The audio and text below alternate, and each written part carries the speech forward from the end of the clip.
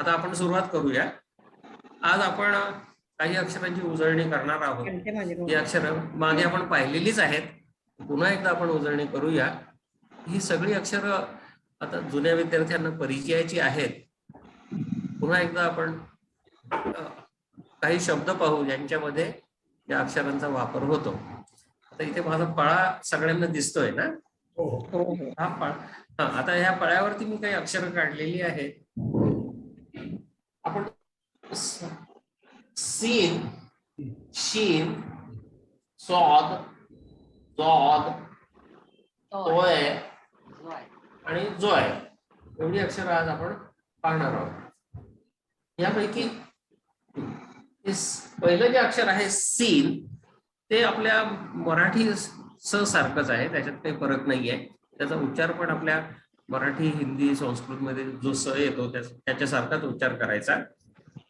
पण हे अक्षर हिंदीमध्ये ज्याप्रमाणे आहे त्याप्रमाणे उर्दूमध्ये, फारसीमध्ये, अरबीमध्ये देखील आहे. आणि बरेचसे शब्द आपल्याला जे माहित पण नसतं की हे मूळ अरबी किंवा फारसीवरून आलेले आहेत, त्याच्यामध्ये हे सीन हे अक्षर वापरलेले आहे. इथे मी काही शब्द काढलेले आहेत. जुन्या विद्यार्थ्यांनी ते कुणीतरी वाचून दाखवायला काही हरकत नाही. आता सीन, सीन आहे. सीनला आपण काय जोडलेलं इथे? उभी दांडी. नाही, उभी दांडी म्हणजे काना, काना, अलेफ, अलेफ जोडलेला आहे आपण. सीनला अलेफ जोडल्यानंतर होतो सा, बरोबर की नाही? सा. आता हे कुठलं अक्षर आहे? र नाहीये. त्याचा अँगल बघा, अँगल असा आहे त्याचा. रचा अँगल असा असतो, विशाल कोन असतो, आणि ह्या अक्षराचा ऍक्यूट अँगल आहे. अक्षर आहे नेहमीच्या परिचयाचं अक्षर आहे आपलं. सारखी दिसणारी दोन अक्षर आहे, ऍक्यूट अँगल आणि ऑब्ट्यूस अँगल. अँगल वाईड असेल तर तो र होतो, बरोबर आहे? बरोबर. ऍक्यूट अँगल असेल तर कुठलं अक्षर होतं? दाल, दाल, दाल, बरोबर. दाल, दाल, दाल म्हणजे हा दाल, म्हणजे सा द इथपर्यंत आपण आलो. आणि पुढे हे गोल काढलेले हे कुठलं अक्षर आहे? हे पण आपल्या नेहमीच्या परिचय. होय. म्हणजे सा द ह, सा दा. आता आपल्याला माहिती आहे की काही अक्षरांना शेवटी आ जोडण्याच्या ऐवजी ह जोडतात, तर त्याचा उच्चार मात्र सादा असाच करतात. लिहिताना मात्र सीन, अलेफ, दाल आणि हे असं त्याचं लेखन होतं. म्हणजे साधा, म्हणजे साधा म्हणजे साधा. मराठीमध्ये आपण त्याला साधा म्हणतो. तोच शब्द, मूळ शब्द इथे साधा असा तो मूळ पर्शियन शब्द आहे, साध. या सीनचा उच्चार उपयोग आपल्याला साध, साध, साध म्हणजे साधा. मराठीमध्ये साधा, सिंपल, सिंपल या अर्थी जो वापरतो आपण तो हा शब्द आहे. त्याच्यानंतर इथे सा, या साधासारखाच मी काढलेला आहे. सीनला अलेफ जोडलेला आहे. आणि त्याच्यानंतर हा रेच्या वरती एक नुकता दिलेला आहे. हे कुठलं अक्षर झालं? रेच्या नंतर कुठलं अक्षर येतं आपल्या पाठ? रेच्या नंतर एक नुकता त्याच्यावरती रेच्या जर आपण दिला तर कुठलं अक्षर होतं? बाहेर झालेलं आहे आपल्या अक्षराच्या तक्त्यामध्ये रे. मिलिंद सर अनम्यूट करून बोला. मिलिंद सर तुम्ही अनम्यूट करून बोला. हॅलो. साच्या नंतर हा रे जो आहे त्या रेच्या डोक्यावर एक टिंब दिले आपण. आल्यानंतर आपण त्याला काय म्हणतो? ज, ज, बरोबर केली. ज, जे, जे. मिलिंद सर तुम्ही अनम्यूट करून बोला. स ला काना सा, अलेफ जोडलेला आहे.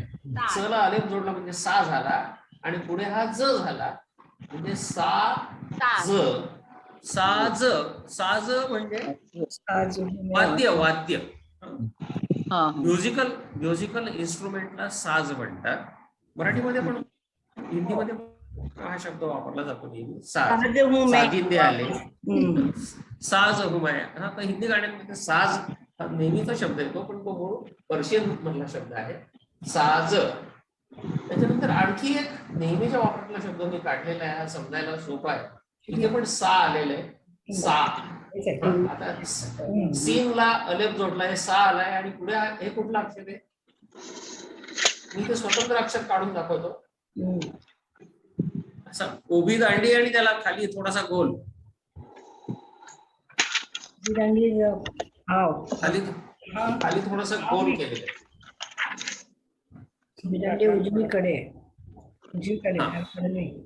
हा, म्हणजे अलेफला नुसती उभी दांडी असते, पण उभी दांडी आणि त्याला खाली थोडासा असा गोल केला गोल तर मग केला. कुठलं अक्षर होतं?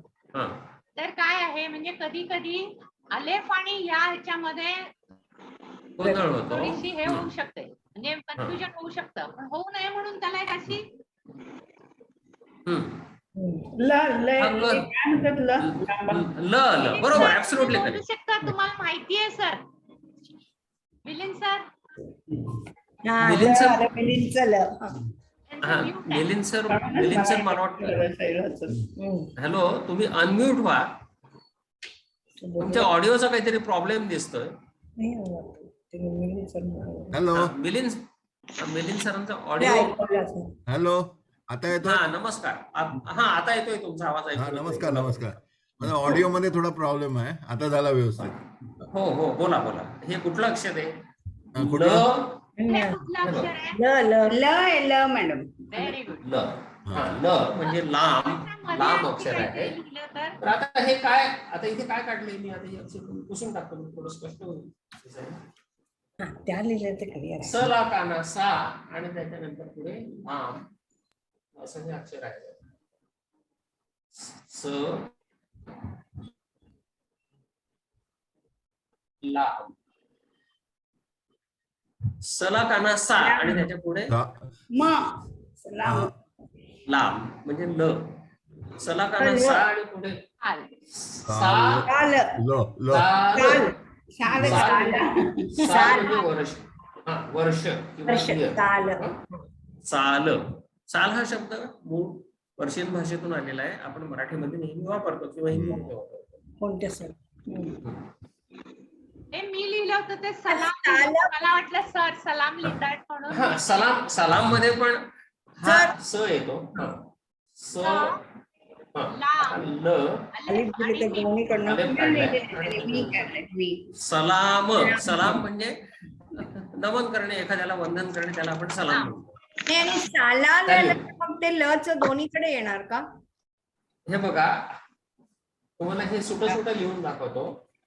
सीन, सीन काढला आपण अगोदर, हा झाला सीन. हा, त्याच्यानंतर आपण काय काढलं? लांब काढला.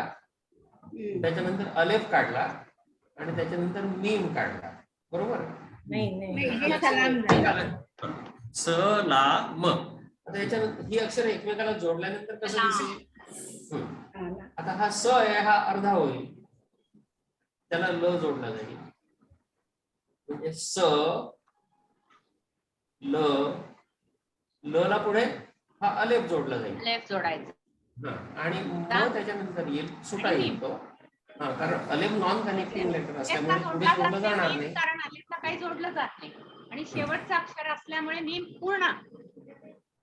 स ला म, असा हा सलाम शब्द झाला. आता अरबी भाषेमधले सुद्धा बरेचसे शब्द स नी सुरू होतात. हा साधा स आहे. सलाम हा अरबी शब्द आहे मुळामध्ये. अजून एक सफेद नावाचा आपला नेहमीचा शब्द आहे. सियासत. सियासत. हा शब्द आपल्या नेहमीच्या ओळखीचा आहे. आता स काढलाय, त्याच्यानंतर फ काढलाय, फच्या नंतर इथे ये, छोटी ए, आणि शेवटी पुन्हा दाल आलेले आहे. सफेद. सफेद म्हणजे पांढरा. नमस्कार. केलं त्याने प ह करून. हा, सफेद. सफेद हा शब्द आपण मराठीत नेहमी वापरतो, पांढरा, व्हाईट या अर्थी. तो पण मूळ अरबिक मधला शब्द आहे. हा, तुझं झालं तर ये, तुझ्याला नको फोन कर. स त्याच्यानंतर जाऊन ते, दे, तुझ्याला फोन कर म्हटलं तर नको. हा, 1 मिनिट, ते नंतर ये, आणि त्याच्यानंतर 1 मिनिट, मी जात नाही तिकडे. एक मिनिट ये हा, मी जाऊन ये. सफेद सीन फे ये आणि दाल. हा बरोबर आहे. हा सफेद बापरे. सफेद म्हणजे पांढरा. इथे सीन आहे, सीनच्या नंतर फे आलाय. आता इथे फला हा जोडता येईल. खाली असं. आता ही सगळी अक्षर एकमेकाला जोडून दाखवतो. स तर सच्या नंतर काय आला? फे आला. व. पे. फे फेच्या नंतर ये जोडता येतो फेला, बरोबर आहे की नाही? हा सफेद. आता छोटी ये जेव्हा शब्दाच्या मध्ये येते तेव्हा बशीच्या खाली दोन नुकते, 2 टिंब खाली. बशीच्या खाली 2 टिंब येतात. सफेद. आता ही छोटी ए इकारासाठी पण वापरतात आणि एकारासाठी पण वापरतात, हेही आपल्याला ठाऊक आहे. म्हणजे स फ ए त असा हा शब्द लिहिला गेला. ते आपल्या नेहमीच मराठीमधलं सफेद म्हणजे पांढरा या अर्थी वापरलेला शब्द आहे. आता त्यानंतर आपण बाकी सब्ज म्हणजे काय आपण सर? मराठी किंवा हिंदीमध्ये हा सब्ज हे बघा म्हणजे काय? मराठी सब्ज सब्ज म्हणजे परेज. सब्ज म्हणजे भाजीपाला. हा, बरं. सब्ज म्हणजे भाजीपाला. काहीतरी वेगळा word असतो. सब्जी हा. किंवा हा सब्जचा अर्थ हिरवा असा अर्थ होतो. सब्जचा अर्थ हिरवा. हिरवा हा, हिरवा. पालेभाजी. हा. हा, हिरवी पालेभाजी म्हणजे आणि मग सब्ज. सब्जी. हो बरोबर आहे. पण सब्जीसाठी पण हा र असा येणार ना, ज असा येणार. कशाला येणार?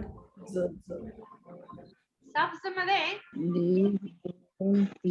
त्यांना सीन येईल, त्याच्यानंतर बे येईल हा, आणि बेच्या नंतर ज. जे येईल. जे जे.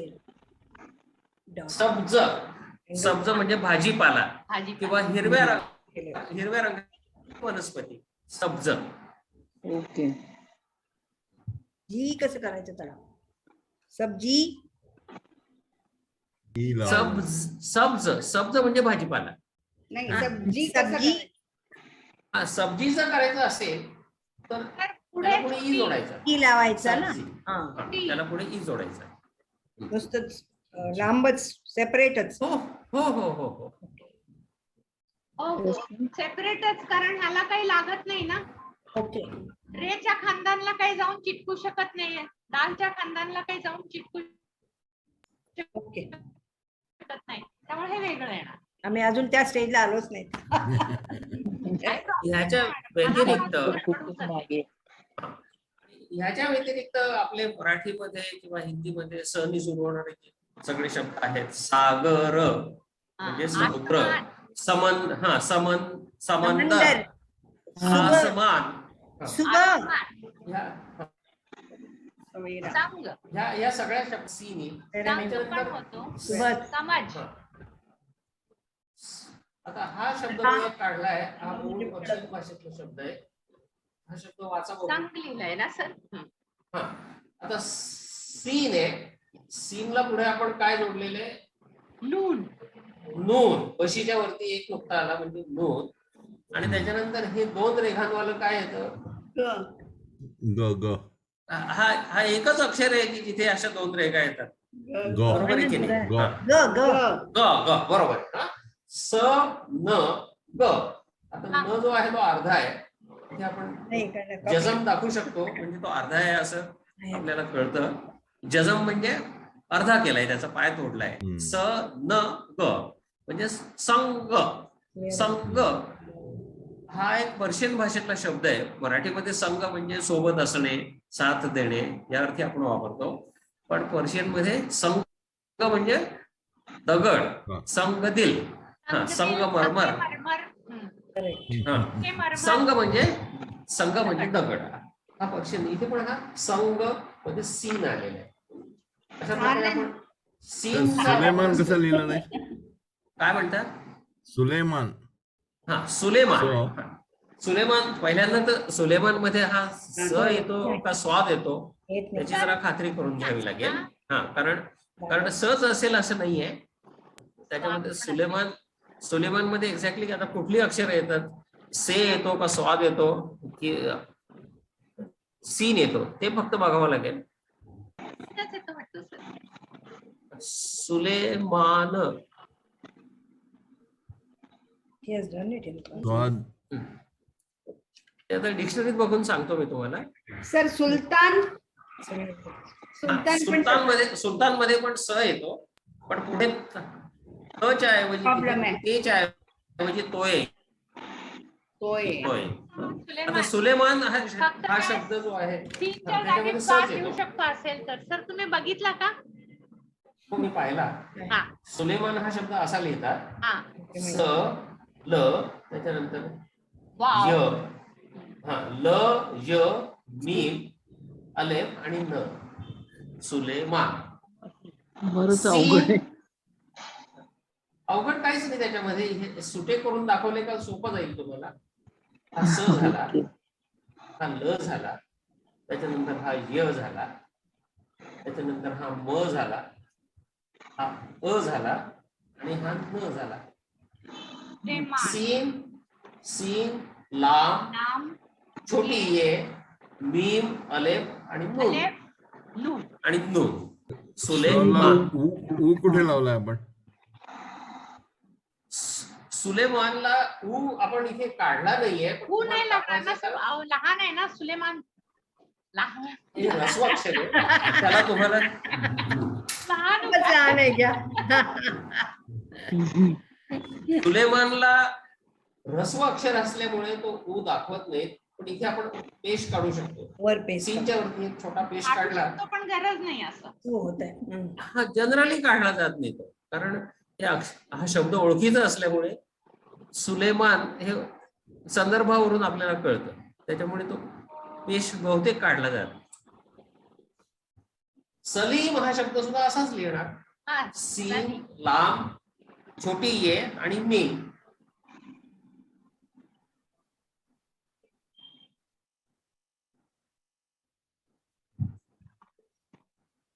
स आता पुन्हा सलीम. इकार आहे सलीम. तुम्हाला मगाशी मी सांगितलं की इकार आणि एकार या दोन्ही मात्रा आणि वेलांटीसाठी एकच अक्षर वापरलं जातं. हा छोटी ये ते शब्दाच्या मध्ये जेव्हा येतं तेव्हा वशीच्या खाली दोन नुकते काढून दाखवतात. सलीम. हा सलीम. सादिक. सादिकला स हा. वेगळा आहे नाही, ना, सादिक आपला स. सादिक मध्ये स्वाद येतो. आपण आता ते स्वाद, नंतर स्वाद. घेणार आहोत. हम्म. आता शीन कडे वळूया आपण. तीन कडे वळूया. पुढचं अक्षर शीन. सर हे सवाल बिवाल सगळ्यामध्ये सीनच येतो. हो बरोबर आहे. सवाल मध्ये पण सीनच येतो. सूरज सवाल. हो सूरज सूरत.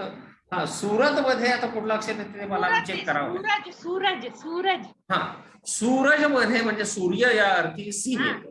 तर सीन येतो. हा, हा. तर आता आपण पुढच्या अक्षराकडे वळूया. पुढचं अक्षर आहे शीन. शीन. शीन हे लिहिताना साधारणतः तसंच लिहितात पण त्याच्यावरती 3 नुकते काढतात. हे झालं शीन. आपण मराठी श चा उच्चार जसा करतो तसाच या श चा उच्चार करायचा. हा श्याम शरद शर्मिला या शब्दांमध्ये आपण जो श चा उच्चार करतो तसाच उच्चार आहे. पण हे अक्षर मराठीमध्ये किंवा हिंदीमध्ये जसं येतं तसं उर्दू पर्शियन अरेबिक या भाषांमध्ये सुद्धा शीन येतं. आता उदाहरणार्थ शब. शब म्हणजे रात्र. रात्र. शब हा शब्द कसा लिहिणार? शीन आणि त्याला बे जोडलाय.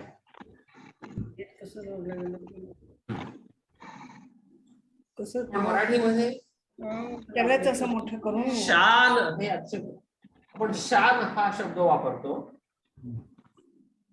शानदार. शानदार. तर त्याच अर्थी हा पण पर्शियन शब्द आहे मुळामधून आले ना, शान, त्याच्यामध्ये पण शीनचा वापर केला जातो. त्याच्यानंतर कानदार. हा, आपल्या नेहमीचा आणखी एक शायरीमध्ये आढळणारा शब्द म्हणजे क्षमा. क्षमा म्हणजे मेणबत्ती. हो. काम केलंय त्याने. पण त्याच्यामध्ये गंमत अशी आहे की शबला शम आ हा शब्द लिहिताना शेवटी आकार येतो, पण तो आ ने वापरला जातो तिथे.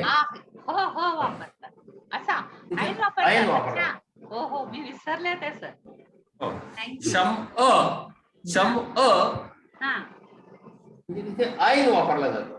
शंभ हा पुन्हा मी सेपरेट लिहून दाखवतो. शीन, शीनच्या नंतर मीन आणि मीनच्या नंतर आयन. आता ऐन हा शेवटी आलाय शेवटी शब्दाच्या, आला तर त्याच्यामुळे असा लिहितात. त्याच्यामुळे त्याचं स्वरूप बदलतं आणि तो अशा प्रकारे लिहिला जाईल. मीमचे स्वरूप बदलतं. होय मीन पण बदललंय खालून आलं. एक पोकळ गाठ येईल. शीन, त्याच्यानंतर मीम आणि शेवटी आयन म्हणजे शम अ. शाम म्हणजे इव्हिनिंग या अर्थी आपल्याला हा शब्द उर्दू मध्ये लिहायचा असेल तर कसा लिहायचा? शम्मा शम्मा कसं लिहितात?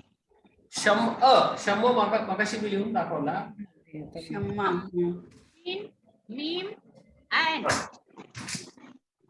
हा शीन, शीनच्या नंतर इथे मीम जोडलाय, श अर्धा केला आणि ऐनच्या साठी त्याचं स्वरूप बदलतं आणि तो असा लिहिला जातो. कारण तुम्हाला आठवत असेल ऐन सुरुवातीला मध्ये आणि शेवटी वेगवेगळे होतात पूर्णपणे. हा ऐन खरा म्हणजे असा आहे. आईन आता स्वतंत्र जर ऐन लिहिला तर पण तो मध्ये असा लिहिला असेल तर जातो. वेगळा असतो. हा, मध्ये जर लिहिला शब्दाच्या जोडला जातो आणि शेवटी असेल तर तो मध्ये लिहिताना त्याचं स्वरूप जोडला जाईल. बदलतं. नाही, आपल्याला जर शम्मा लिहायचं असेल तर म्हणजे म ला म जोडायचं. शम्मा क्षमा. क्षमा नाही शम्मा. वरती डब्ल्यू लिहायचा. क्षमामध्ये दोन नाही, क्षमामध्ये दोन म येत नाही. नाही येत सर. क्षमामध्ये एकच म येतो. तो वाचताना क्षम अ, त्यामुळे तो डबलिंग सारखा त्याचा भास होतो. क्षम अ नाही ऍक्च्युली ती क्षमा असंच येते, पण आपण वाचताना ते क्षम अ असं वाचतो. त्याच्यामुळे वाटतं तुम्हाला ते डबल आहे, पण ऍक्च्युली ते एकच अक्षर आहे. क्षमा. क्षमा परवाना. क्षमा म्हणजे मेणबत्ती. शहर. शहर हा शब्द स येतो ना त्याला. शहर मध्ये पण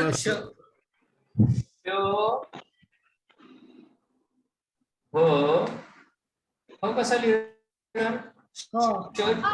इथे आपल्याला असा असतो. मोठा मोठा आकड्याचा ह. त्याच्यापुढे रे जोडायचं. आकड्याचा ह आणि र. बरोबर. कसं शहर? हे बघा, श जोडलाय आपण. इथे श काढला अगोदर. शीन, शीनच्या नंतर काय आलं? हे आला. हे म्हणजे छोटी हे. म्हणजे ही जी गोल हे ती शब्दाच्या मध्ये आली का तिचा असा आकडा होतो. मध्ये आल्यामुळे आकडा होईल. शेवटी आला तर असा होईल. शच्या नंतर इथे असं उलट जायचं आणि असं काढायचं आणि त्याच्याखाली एक उलटा कॉमा. शहर. शहर. हा शहर म्हणजे सिटी ना, आणि शहर म्हणजे सिटी. सिटी म्हणजे दुसरं शहर आहे ते. शहर म्हणजे मला वाटतं सकाळ ना. हो शहर. बरोबर. शहर. शहर. शहरी. तिथे स येईल म्हणजे सी आणि ह येईल. एकार कसा द्यायचा? बहुतेक प्रोनाउन्सिएशन शहर होत आहे ना. सेहेर, सहर किंवा सेहेर, तुम्ही दोन्ही प्रकारे त्याचं प्रोनाउन्सिएशन करू शकता. हा त्याच्यामध्ये काही बंधन नाहीये. ते रमजानला सेहरी म्हणतात ना, ते सकाळी. हा बरोबर आहे. करेक्ट. रमजान मध्ये ते सहर म्हणतात.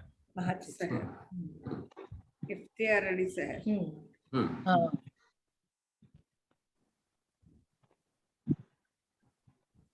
मशहूर मध्ये पण हाच श येईल असं. शोले. मशहूर मध्ये पण हाच शब्द येतो. शोले शाम. शोले हेच पण अक्षर येतं. सहर मध्ये हा पहिला वाला.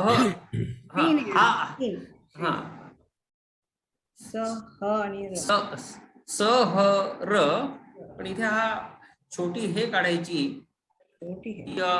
हा बडी हे काढायची. इथे जरा नेक्स्ट बघून सांगतो मी तुम्हाला. इथे बडी हे येईल, छोटी हे येणार नाही. हा जो सहर जो आहे ते बडी हे. सहर म्हणजे सकाळ. सहर म्हणजे सकाळ.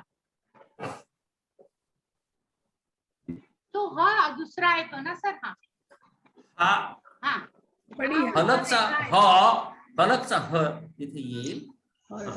इथे छोटी हे येणार नाही, हलकचा ह येईल. सहर. शोले. शोले मध्ये शीन येईल. हा बरोबर, म्हणून शीनच बोलत होतो ना. पण तिथे ऐन वापरलेला आहे शोलेमध्ये. शोलेमध्ये शीन आणि त्याच्यानंतर श अ ला असं येते. ओके.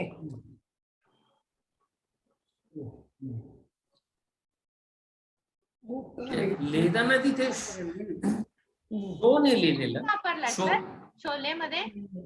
नाही, शोलेमध्ये ऐन नाहीये. शोलेमध्ये हाच आहे, वावच आहे. पण वावच्या पुढे लांब येईल आणि पुढे छोटी हे येईल.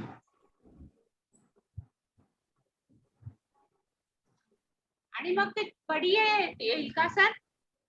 नाही, शो ल ह.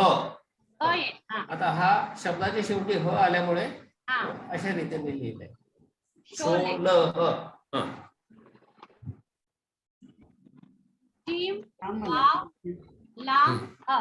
शोले. जोडले ते लांब लांब. एक मिनिट. शोले.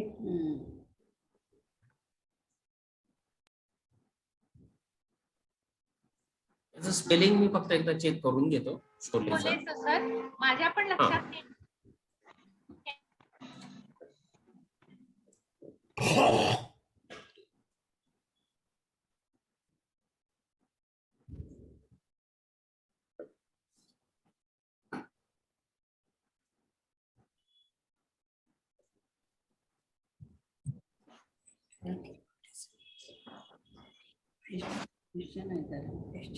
किती लोक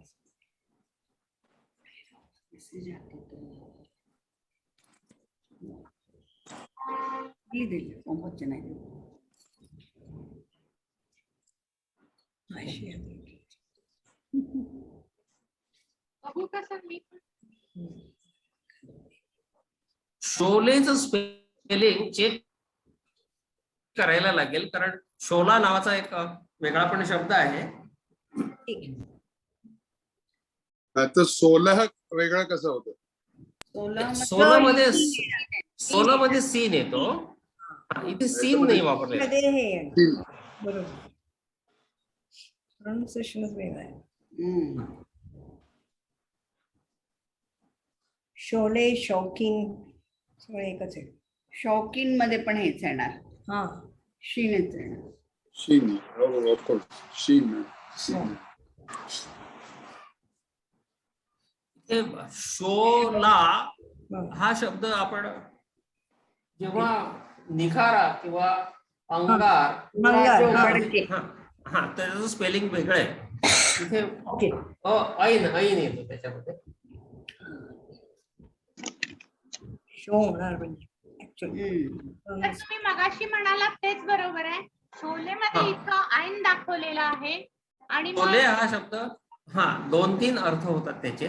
शोला म्हणजे एक बॉइल्ड राईस असा पण अर्थ होतो. बॉइल्ड राईसच्या त्याचं स्पेलिंग वेगळं होतं. हा. मगाशी मी जे लिहिलं बॉइल्ड राईस त्याच्यामध्ये बॉइल्ड राईस होतं का? हा बॉइल्ड राईस म्हणजे वाव येतो त्याच्यामध्ये. हा बॉइल्ड राईस मध्ये वाव येतो आणि ह्याच्यामध्ये त्याच्यामध्ये ऐन ऐन येतो. येतं. त्याच्यामध्ये ऐन येतं. ऐन येतो आणि शीन ऐन लाम आणि हे आणि बडी हे येतो सर. आता छोटी बडी हे येतो, नाही सर. छोटी हे छोटी. छोले हा बडी येतो सर इथे. हे बघा शीन ऐन लाम आणि छोटी हे असं बडी त्याचं आहे ना? स्पेलिंग आहे. आपण शोले पिक्चर मध्ये जे स्पेलिंग वापरतो ना अच्छा बरं. शोले हा तो शब्द असा लिहितात श अ ल ह. अच्छा ओके सर. शोला हा शोला. हा शोला म्हणजे निखारा हा किंवा निखारा. आणि दुसरा जो शोला हा मगाशी मी जो लिहिला त्याचा उच्चार सारखाच आहे पण त्याचा अर्थ वेगळा आहे. शोला म्हणजे बॉइल्ड राईस. बॉइल्ड राईस का? हा हो इथे इथे अ येतो का ह येतो होला. ते पुन्हा चेक करावं लागेल. हा कारण त्याच्यामध्ये कदाचित अलेप पण येत असेल. हा हा हा ते बघायला लागेल सर आपल्याला. बॉइल्ड राईस या अर्थी अलेप येतो. आणि मला नवीन शब्द आहे सर, मला माहित नव्हता बॉइल्ड हा राईस. नाही मलाही माहिती नव्हता पण इथे डिक्शनरी मध्ये दोन शोला या उच्चाराचे दोन शब्द दिलेले आहेत. हा याचा अर्थ होतो खिचडी किंवा बॉइल्ड राईस. Boiled rice. अन्नाचे शीत अन्न. शोला शोला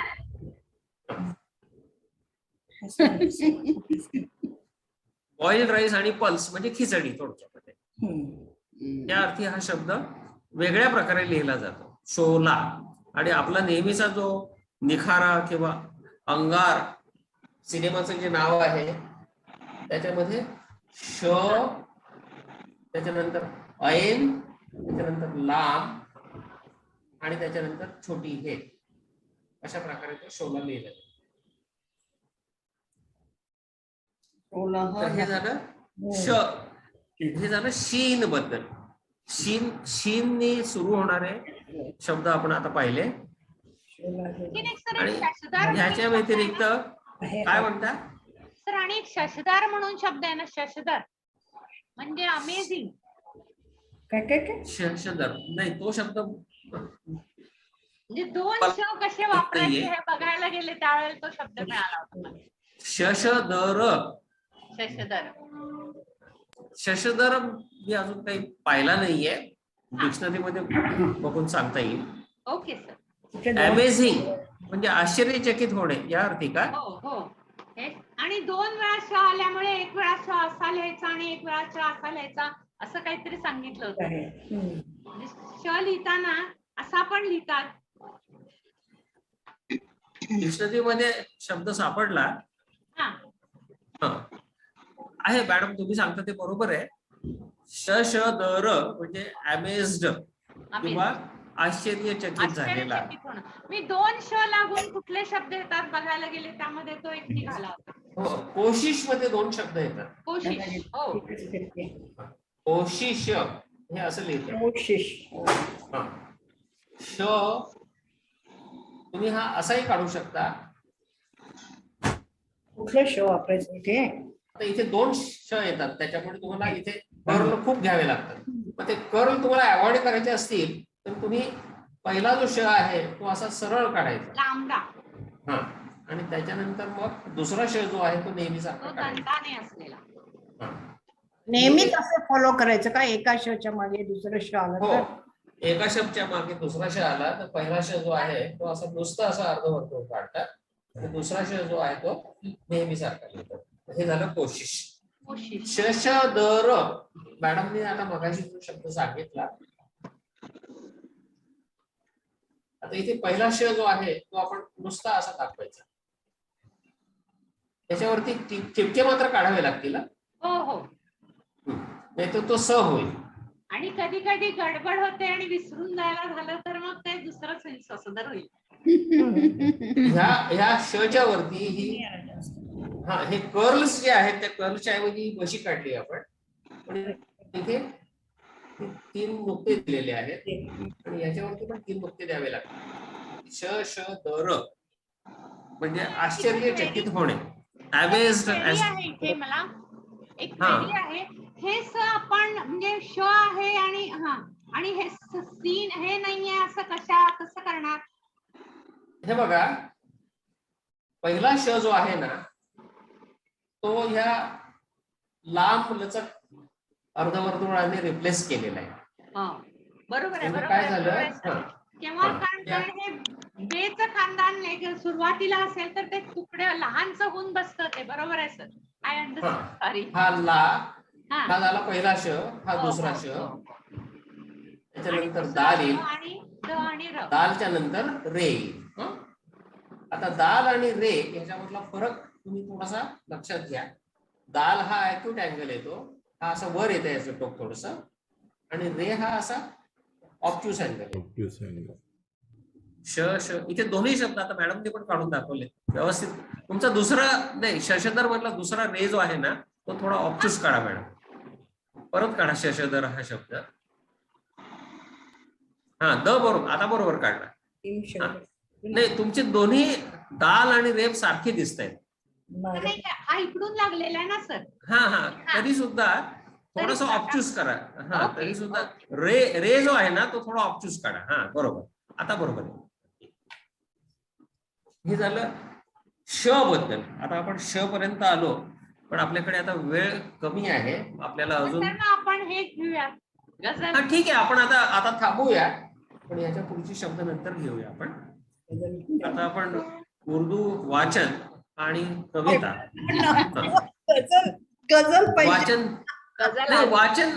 वाचन बरं, आपण गझल आधी घेऊ, पण गझल नंतर गजल आधी जमलं तर मग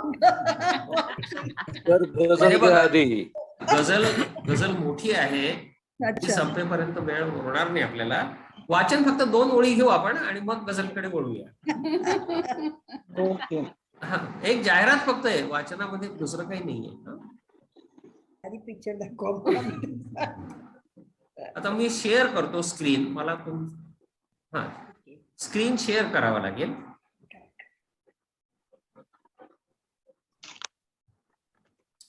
स्क्रीन दिसतोय का आपल्याला? खूप मोठी लाईन आहे. इंग्रजी प्लॅनेट नॉर्थ म्हणजे कुठल्या तरी बिल्डरची जाहिरात आहे. आता आपण फक्त ही लाईन वाचायचा प्रयत्न करणार आहोत.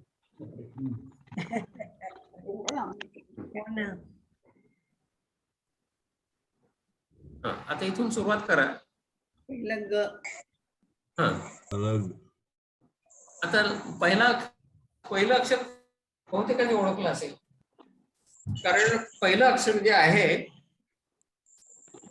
तसं ओळखायला सोपं आहे. उभी दांडी आणि त्याला परत इथे कर्वेचर आलेली आहे. दांडी आणि लांब लांब लांब बरोबर, लांब. दुसरं लांब अक्षर लांब सोपं आहे. ग च्या नंतर 3 नुक्तेवाला उपाय म्हणजे शब्द पण सोपा आहे. लक्झरी, बरोबर, absolutely correct, very good. Luxury. मी तुम्हाला मागे एकदा सांगितलं होतं की हा 3 नुक्तेवाला जो आहे तो टेलिव्हिजन, इंग्लिश शब्द वापरण्यासाठी तो येतो. इंग्लिश किंवा पर्शियन शब्दांसाठी त्याचा वापर होतो. तर इथे हा पर्शियन मधून आलेला 3 नुक्तेवाला जे इंग्लिश मधल्या लक्झरी साठी त्यांनी वापरले. लक्झरी, असं त्याचा उच्चार करायचा.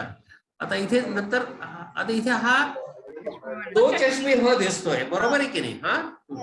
पण तो 2 चष्मे ह इथे साध्या ह सारखा वापरलेला आहे, कारण त्याच्या आधी कुठलं अक्षर नाहीये. 2 चष्मीच्या आधी अक्षर असलं तर मग तो च चा छ होतो, किंवा क चा ख होतो, किंवा ग चा घ होतो.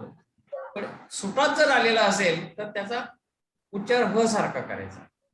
म्हणजे इथे ह आहे, छोटी हे, त्याला वाव जोडलेला आहे. हा, म्हणजे हो हो हा हो दो चष्मी हो. हो सुरुवातीला येत नसतो ना. Absolutely correct. हा, म्हणजे दो चष्मी ह इथे साधा ह आहे असं आपण समजायचं आणि पुढे वाचत जायचं. लक्झरी ह होम्स. ला ओकार. Luxury homes. Absolutely correct. Luxury homes. Absolutely correct. Luxury homes. Luxury इथे हो, त्याच्यानंतर मी आलाय आणि स आलेला होम हा. आहे. Luxury homes. बर बर बर. आता पुढचा शब्द आपण घेऊया. अलेफ आहे. अलेफ. अलेफ. अलेफच्या नंतर काय आलंय? ये आलेलं आहे. बशीच्या खाली दोन नुकते आलेले आहेत, बरोबर की नाही? हो. बशीच्या खाली दोन नुकते म्हणजे ये. म्हणजे ये. य पुढे काय आलेलं आहे? सीन आलेलं आहे. 3 आले. छोट्या दोन कर्ल आहेत म्हणजे सीन आहे आणि सीनला बडी ये लावलेली आहे. म्हणजे य स ये. ऐसे. बरोबर. ऍब्सोल्युटली ऐसे. करेक्ट. लक्झरी होम्स ऐसे. आता पुढे काय वाचा? जिम. जिम. जिमला काय जैसे. लावलंय? जी- जिमला ओ लावलेला आहे ना. जो जो वाव लागले. जो वाव लावलेला आहे. वावचा उच्चार ओ होतो. जो ओ किंवा आप. उ. हा. ऐसे जो हा, लक्झरी जो. होम्स ऐसे जो आप. आप. आप. ऍब्सोल्युटली अरे वा. करेक्ट. आप. हा, पुढे आता इथे काय आहे? एक नून टिंबा आहे. नून. असलेला वर. नून येतो. हा. ने. आता नूनची बशी आहे ना ती थोडी- आपने. हा, ऍब्सोल्युटली करेक्ट. आपने. आता आपण नून जो असतो तो आडवी बशी आणि त्याच्यावरती एक ठिपका देतो. इथे ती बशी जरा ओपडी केली आहे त्यांनी, म्हणजे कहीं. व्हर्टिकल केली. हा, उभी केली आणि तो नून वरती दाखवलाय. कारण त्याला पुढे ये जोडलेलं आहे, बडी ये जोडलेली आहे. हा, तर हा, ऐसे लक्झरी होम्स ऐसे. कोणाचं तरी मला वाटतं म्यूट करावं लागेल. हाँ, लक्झरी होम्स ऐसे जो आपने. आता पुढचं अक्षर सोपं आहे. कहीं. कहीं. क इथे काय खाली काय आलेलं आहे? ओ. नाही. बशीच्या खाली एक नुकता म्हणजे काय होतं? ब. बरोबर आहे की नाही? ब. क ब. क ब. त्याच्या पुढे दो चष्मी आहे. दो चष्मी म्हणजे ब चा झाला भ. बरोबर. हा, आणि पुढे बी आहे. बडी ये जोडले. अरे वा. अभी अभी अभी लक्झरी. हा, आता हे अभी. पूर्ण वाक्य काय होईल? लक्झरी होम्स ऐसे अभी. जो आपने कभी कभी नहीं. जो हा, आपने बरोबर. कभी- ऍब्सोल्युटली करेक्ट. न आणि पुढे न. आता इथे हा. आता हा फॉन्ट जो आहे ना, हा फॉन्ट थोडा वेगळा फॉन्ट आहे.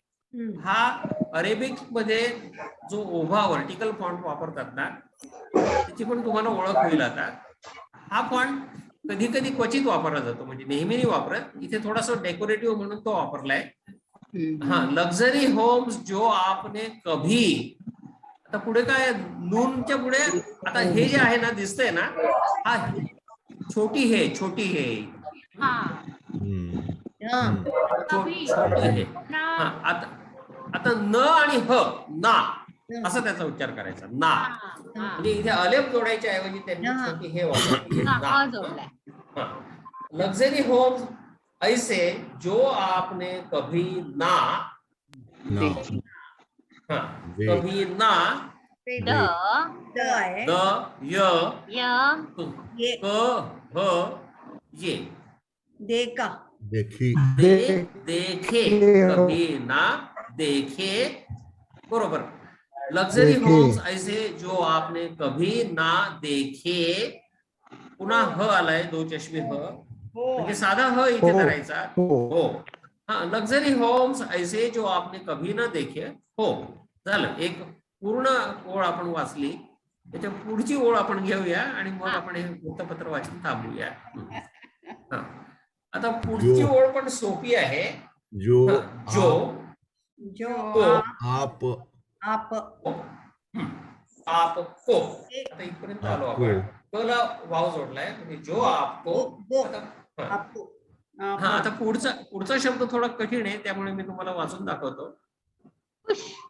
इथे ख आहे, बरोबर आहे की नाही? हा खे म्हणजे हा हलक हलक हलक वाला खे जोडले इथे दाखवलेला आहे. आता हलक वाला ख आणि त्या हलकच्या ख च्या पुढे वाव आलेला आहे, म्हणजे खू खू खू झालाय त्याचा, बरोबर आहे? खू आणि पुढे काय आलेलं आहे? शीन आलेला आहे. ख उ श म्हणजे काय होईल? खुशी. खुश, खुशी, बरोबर, ऍब्सोल्युटली करेक्ट. ख उ श पुढे नून आहे, नूनच्या नंतर मीम आहे, त्याची जी गाठ आहे ती पोकळ नाहीये, ती पॉइंट पुढे भरीव दिसते, पण तो मीम आहे. खुश नुमा, खुश नुमा म्हणजे काय? प्लेझंट. येस. खुश म्हणजे प्लेझंट, खुश म्हणजे माणूस खुश झाला, आनंदी झाला, त्याला आपण किंवा हॅपी याला खुश म्हणतो. खुश हे विशेषण आहे.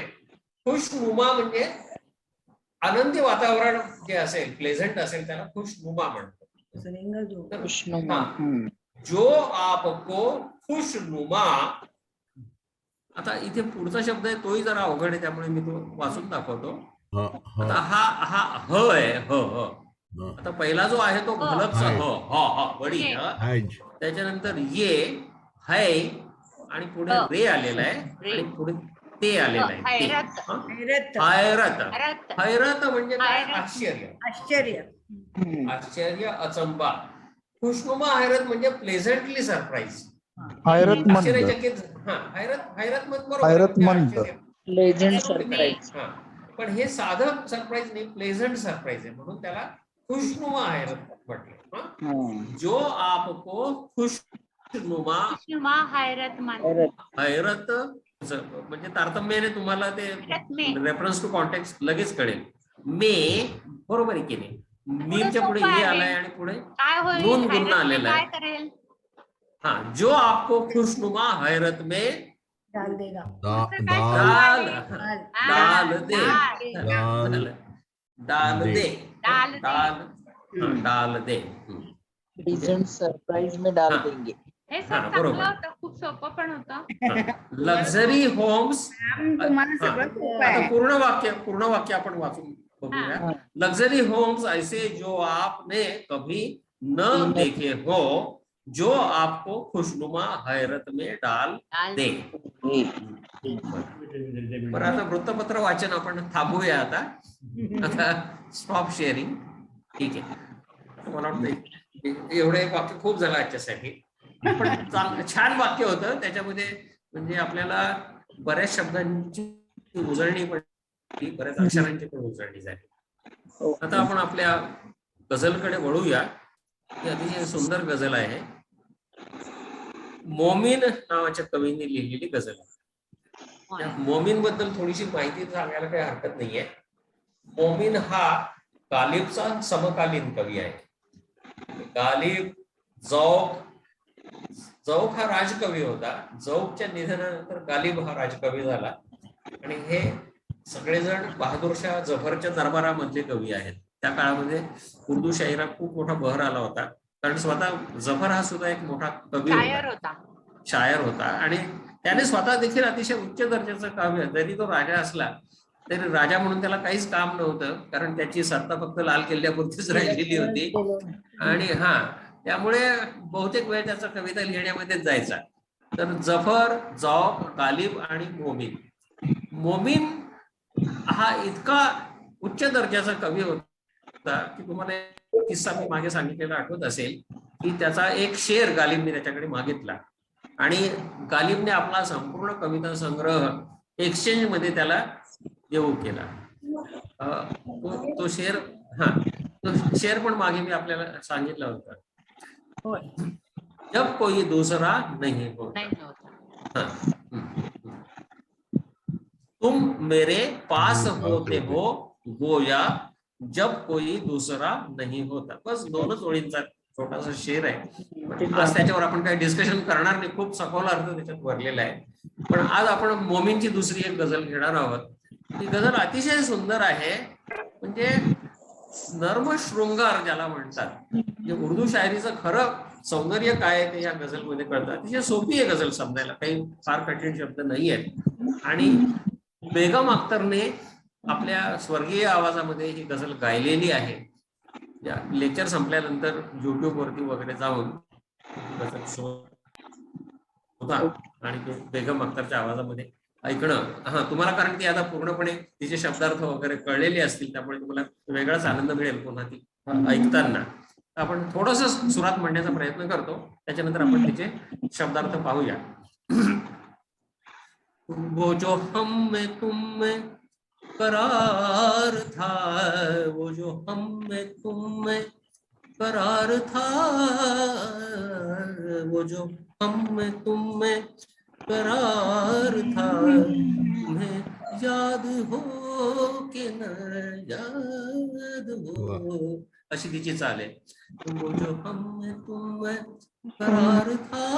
आता त्याच्यात बेगम अख्तरने खूपच हरकती वगैरे घेतलेल्या आहेत, ते काही मला जमणार नाही, पण मी आपली साध्या सुरात ती म्हणायचा प्रयत्न करतोय. छान म्हणलं. वो जो हम में तुम में करार था, तुम्हें याद हो के न याद हो, वही यानी वादा निबाह का, वही यानी वादा निबाह का, तुम्हें याद हो के न याद हो.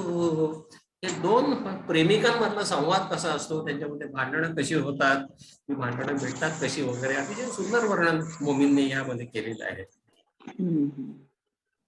वो जो लुत्फ मुझ पे थे बेशतर, वो करम की था मेरे हाल पर, मुझे सब है याद जरा जरा, तुम्हें याद हो कि न याद हो, वो जो हम में तुम में करार था, वो न ये गिले वो शिकायतें, वो मजे मजे की हिकायतें, वो हर एक बात पे रूठना, तुम्हें याद हो कि न याद हो, वो जो हम में तुम में करार था. कभी बैठे सब में जो रूबरू, तो इशारतों से ही गुफ्तगू, वो बयान शौक का बरमला, तुम्हें याद हो कि न याद हो, हुए इत्तिफाक से गर्व हम, तो वफा जताने को दम बदम, गिला ए मलामत अकरिबा, तुम्हें याद हो कि न याद हो. याचे अर्थ आपण पाहणार आहोत. कोई बात ऐसी अगर हुई कि तुम्हारे जी को बुरी लगी, तो बयां से पहले ही भूलना, तुम्हें याद हो कि न याद हो.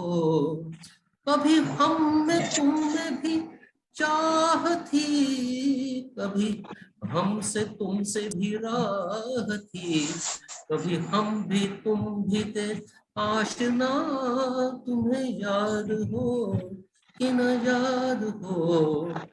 सुनो जिक्र है कई साल का, कि किया एक आपने वादा था, सो निभाने का तो जिक्र क्या, तुम्हें याद हो कि न याद हो.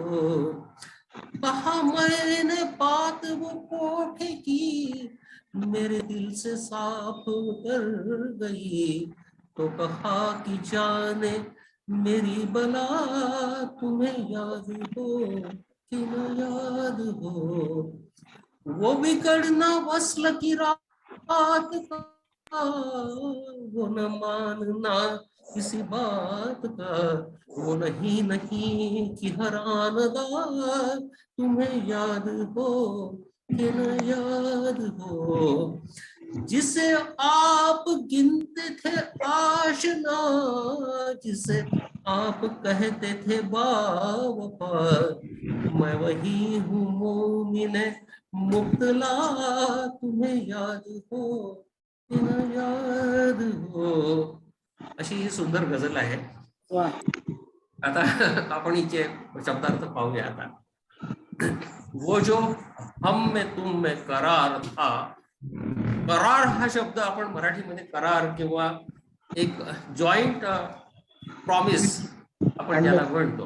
हा, म्हणजे एक वायदा करणं किंवा एक आपण ऍग्रीमेंट करणं आपण ज्याला म्हणतो करार, त्याच अर्थी इथे वापरलेला आहे. इथे क हा हलक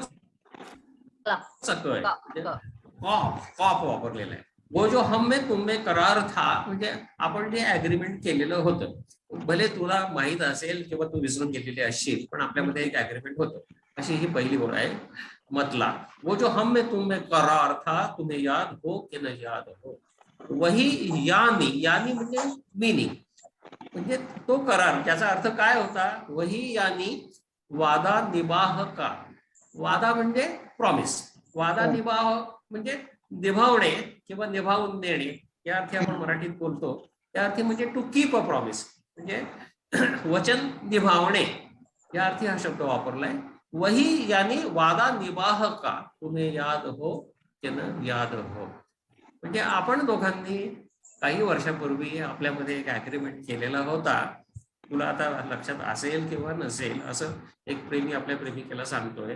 काय अग्रीमेंट होता की प्रॉमिस आपलं जे आहे, प्रॉमिस फुलफिल करायचं, म्हणजे आपलं वचन हे पाळायचं, असा तो अग्रीमेंट होता. तुला भले याद असो किंवा तू विसरून गेलेली असो.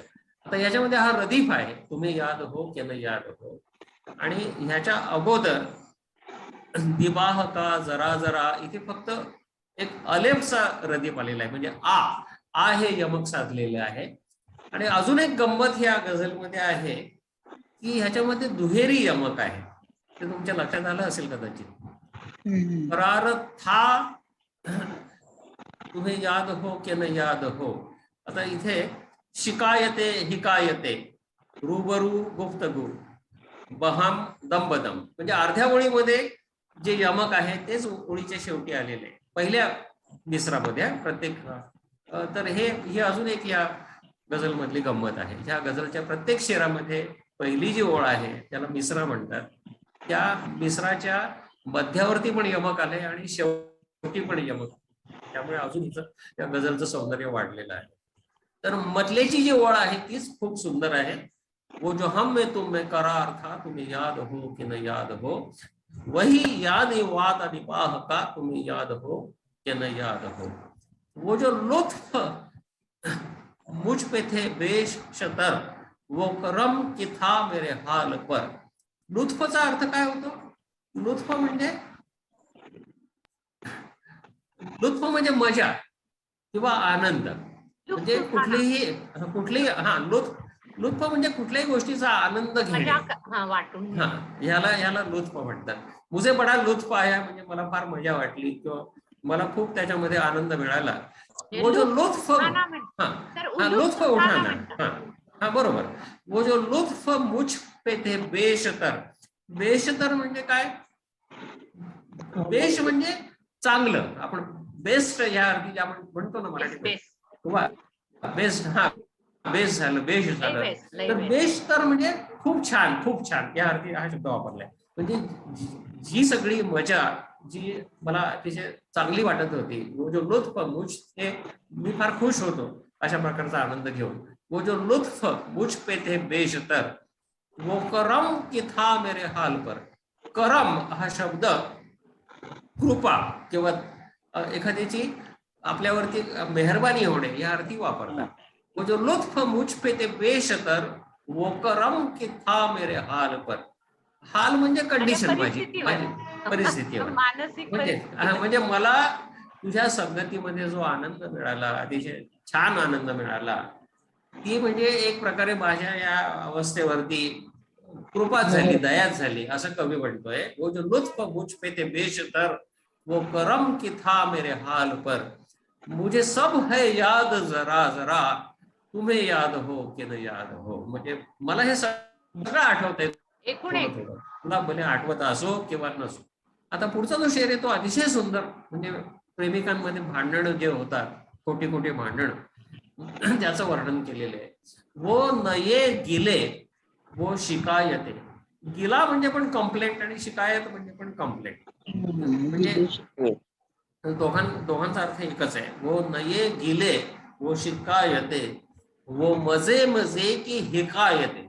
हिकायत म्हणजे स्टोरी किंवा कहाणी, किस्से. म्हणजे प्रेमिक आपापसात जेव्हा सुसंवाद करीत असतात तेव्हा ह्या सगळ्या गोष्टी होत असतात. म्हणजे कधी कधी एकमेकांची तक्रार पण करतात, कधी कधी एकमेकांवर रुसतात, आणि कधी कधी मजेच्या कहाण्या पण सांगतात एकमेकांची.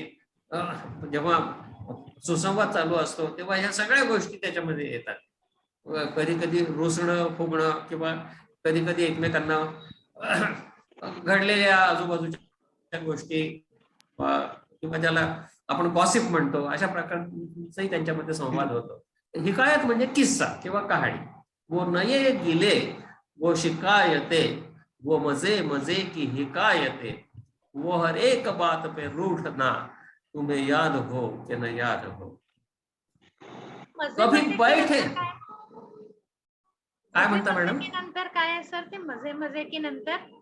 हिकायत, हिकायत, हा. शिकायत आणि हिकायत असे दोन हिकायत. शब्द आहेत. त्याच्यामध्ये यमक पण साधले मोहितने, म्हणजे अर्ध्या ओळीवरती यमक साधलेले. शिकायते आणि हिकायते. हिकायत म्हणजे कहाण्या किंवा किस्से. आता पुढचा शेर अतिशय सुंदर आहे. कभी बैठे सब में जो रूबरू वो इशारतों से ही गुफ्तगू. म्हणजे जेव्हा पब्लिक मध्ये आपण बसलेलो असतो सगळ्या एका मोठ्या ग्रुपमध्ये, रूबरू म्हणजे चेहरा, रू म्हणजे चेहरा, रूबरू म्हणजे एकमेकाच्या समोर बसले, समोरासमोर. म्हणजे प्रियकर आणि प्रेयसी समोरासमोर बसलेले आहेत, पण तिथे दुसरी पण माणसं आहेत ग्रुपमध्ये बसलेले आहेत. सब में बैठे हैं, कभी बैठे सब में जो रूबरू वो इशारतों से ही गुफ्तगू. म्हणजे एकमेकांशी संवाद साधतायत, पण ते कशा प्रकारे फक्त एकमेकांना हावभाव करून, हा, इशाऱ्यांनी संवाद साधतायत. कभी बैठे सब में जो रूबरू तो इशारतों से ही गुफ्तगू. तर बघा केवढं सुंदर यमक साधलंय इथे, रूबरू आणि गुफ्तगू. जे ओळीच्या मध्यभागी जे यमक आहे तेच शेवटी पण आले. कभी बैठे सब में जो रूबरू तो इशारतों से ही गुफ्तगू वो बयान शौक का बरमला. बयान म्हणजे वर्णन करणे, आणि शौक म्हणजे कुठल्याही गोष्टीचा छंद घेणे, त्याला शौक म्हणतात. आणि बर्मला हा शब्द मला डिक्शनरीत पाहावा लागेल, कारण तो माझ्यासाठी नवीन आहे. बर्मला.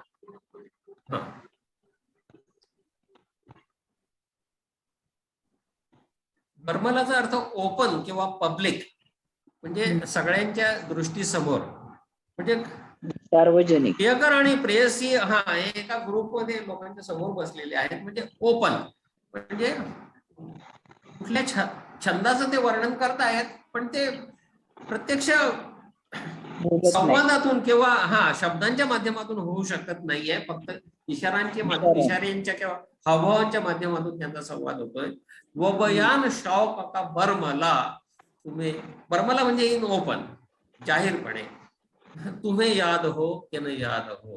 म्हणजे आपण एकमेकांच्या समोरासमोर एका पब्लिक गॅदरिंग मध्ये बसलो होतो आणि फक्त हावभावांनी एकमेकाशी संवाद साधत होतो. अशा प्रकारे आपल्या या छंदाचं वर्णन ओपन मध्ये आपण ज्याप्रमाणे केलं, तुला ठाऊक आहे पण तुला आता विसरली आहे की नाही ते सांगता येत नाही. तुम्हें याद हो कि न याद हो. सुनो जिक्र है कई साल का कि या एक आपने वादा था. जिक्र म्हणजे काय? एखाद्या गोष्टीचं जिक्र करणं म्हणजे एखाद्या गोष्टीची चर्चा करणे. इसका मैंने जिक्र किया, या गोष्टीचा उल्लेख केला किंवा ही गोष्ट चर्चेसाठी घेतली. सुनो जिक्र है कई साल का म्हणजे बऱ्याच वर्षांची ही गोष्ट आहे, बऱ्याच वर्षांच्या गोष्टीची आपण चर्चा करीत आहोत. सुनो जिक्र है कई साल का कि किया एक आपने वादा था, सो निबाहने का जिक्र क्या. आणि तो वादा तर केला होता, ही तर गोष्ट आपल्या चर्चेमध्ये येते, परंतु त्या वाद्याचं पालन करण्याचं, त्या दिलेल्या वचनाचं पालन करण्याचं पुढे काय झालं, तर त्याबद्दल तुला काय आठवतं की नाही आठवते, असं कवी विचारतोय. सुनो जिक्र है कई साल का कि किया एक आपने वादा था, वो सोनिबाहने का तो जिक्र क्या तुम्हें याद हो कि न याद हो. आता एक पुढचा एक शेर आहे.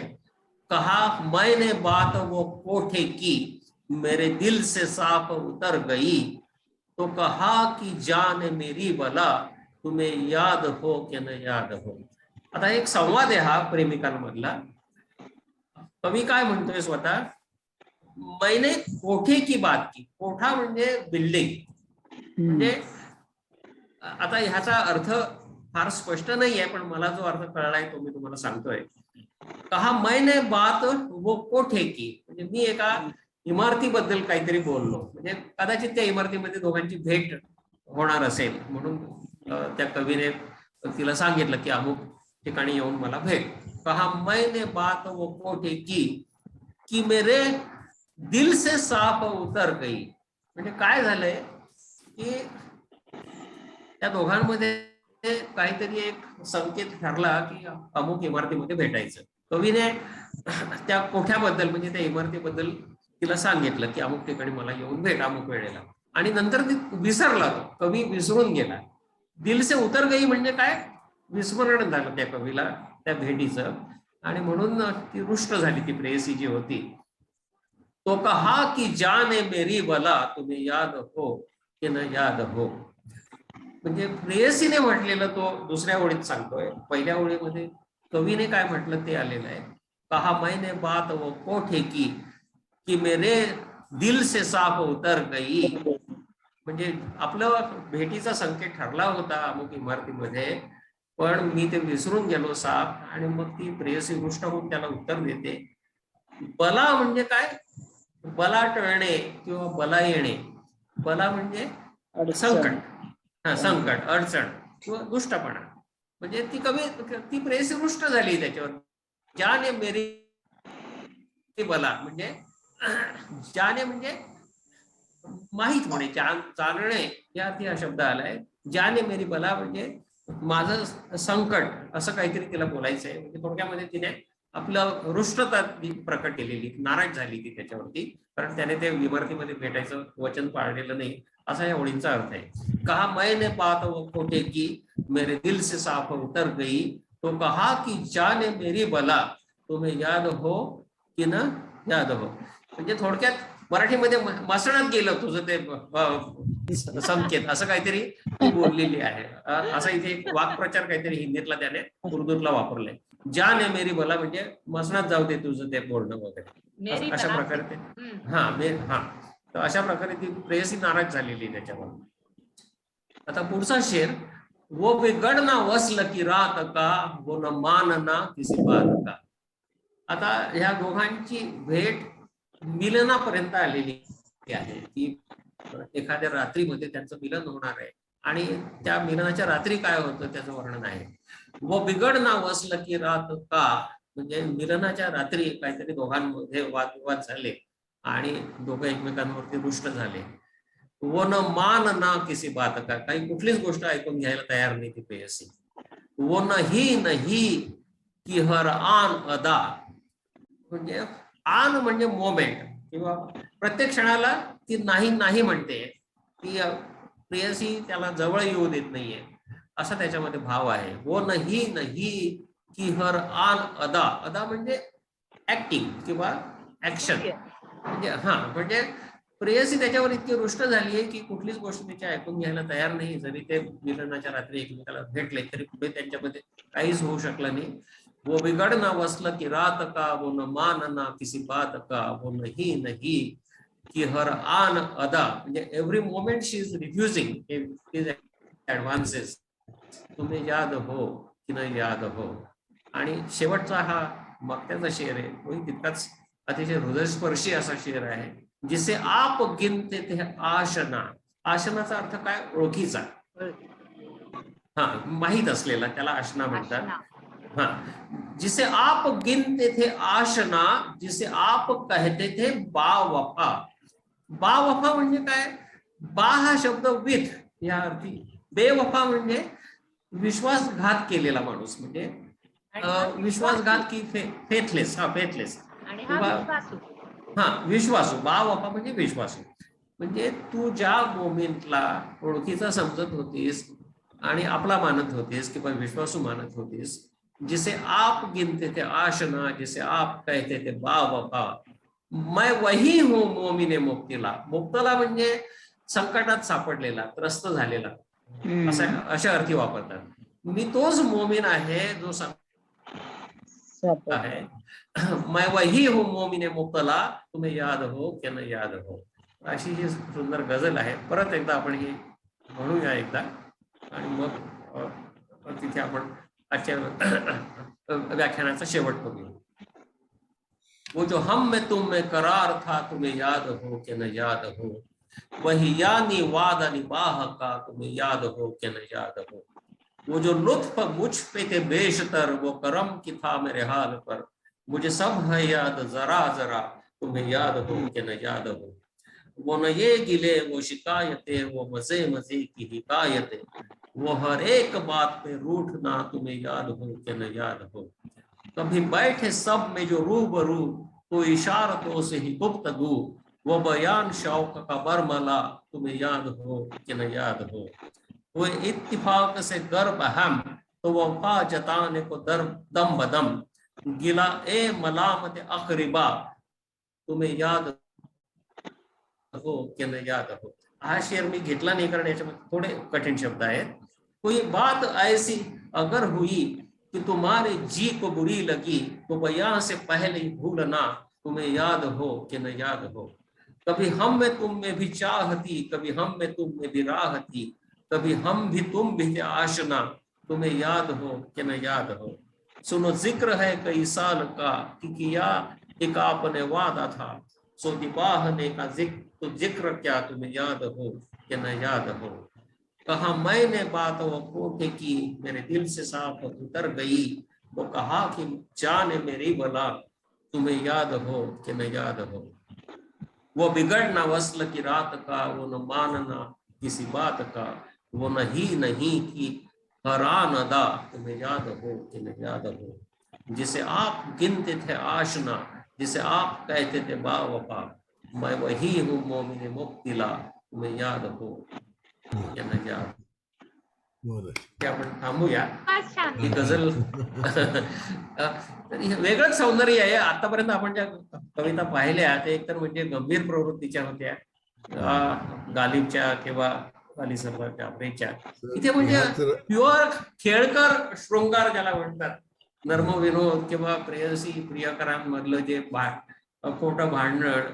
तर अशा प्रकारच्या वेगवेगळ्या छटा ह्या वेगवेगळ्या कवींच्या काव्यामध्ये आपल्याला आढळतात. म्हणूनच उर्दू शायरी खूप समृद्ध आहे. आपण आता आणि एक काम जरूर करा, घरी आपण परत व्याख्यान संपल्यानंतर युट्यूब वरती जाऊन बेगम अख्तरची ही गझल त्यांच्या आवाजात जरूर ऐका. तर याच रदीफची तुम्ही याद हो ना याद हो, जहां आरा पिक्चर मध्ये लता मंगेशकरची फार सुंदर गझल आहे. हो हो हो. ती कदाचित अडॉप्ट केली असावी मोमीनच्या गझल. म्हणजे रदीफ तोच ठेवलाय, बाकी शब्द मला वाटतं ते मग मोमीनच्या कदाचित हीच गझल थोडी सोपी करून दुसऱ्या एखाद्या कवीने अडॉप्ट केलेली असावी. ते पाहता येईल, आपल्याला शोधता येईल. नाही तरी बऱ्याच गझला ह्या बॉलिवूडच्या चित्रपटांमध्ये थोड्या, आता मोमीनची मगाशी मी जी गझल तुम्हाला सांगितली ना, तुम मेरे पास होते हो गया, ते पण गाणं आहे. याच्यातलं आहे ते love in Simla, love in Tokyo, love in Tokyo. ओ मेरे शाहेबोबा, ओ मेरी जाने जनाना म्हणून जे गाणं आहे त्याच्यामध्ये अडॅप्टेशन करून घेतलेलं आहे. तर अशा प्रकारे हिंदी पिक्चर मध्ये बऱ्याचशा गझला अडॅप्ट करून वापरल्या जातात. पण आपण आता थांबूया. धन्यवाद. ओके. चला, शबा खैर. शब्बा खैर. शबा खैर. वालेकुम सलाम. सलाम वालेकुम.